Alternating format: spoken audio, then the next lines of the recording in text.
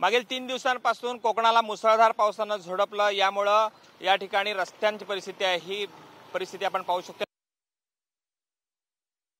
खड्डे पडलेले आहेत, 1 फुटापेक्षा जास्त खोलवर असे खड्डे पडलेले आहेत। रस्ता हा पूर्ण वाहून गेलेला आहे। मोठी समस्या या ठिकाणी निर्माण झालेली आहे। दापोली शहरामधली ही दृश्य आहेत। पाऊस वाढत गेला आणि यामुळे रस्त्यावरती पाणी आलं। यामुळे हा जो परिसर दिसतोय दापोली शहरामधला हा खूप मोठ्या प्रमाणामध्ये खड्डेमय झालेला दिसतोय। इथं जर परिस्थिती बघितली तर इथं रस्ता आहे हा खड्ड्यांमधून शोधावा लागतोय आणि इथे यावं लागतंय। इथं वाहन चालकांना प्रचंड मोठी समस्या निर्माण झालेली आहे। खरं तर दापोलीमध्ये नगरपालिका आहे, हे खड्डे तातडीनं भरायला गेले पाहिजे होते, मात्र हे भरले जात नाहीयेत। यामुळं याच खड्ड्यामध्ये पुन्हा पावसाचं पाणी येतं आणि खड्डा जो आहे अधिक खोलवरती जातो। यामुळे खड्ड्यांची खोली वाढते आणि वाहन चालकांना मात्र प्रचंड त्रासाला सामोरं जावं लागतंय। दिवसेंदिवस ही समस्या ही वाढत चाललेली आहे।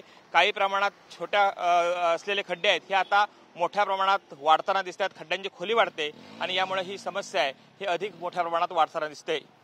व्हिडिओ जर्नलिस्ट हरिक नेगेसह कृष्णकांत साळगावकर, TV9 मराठी, दापोली, रत्नागिरी।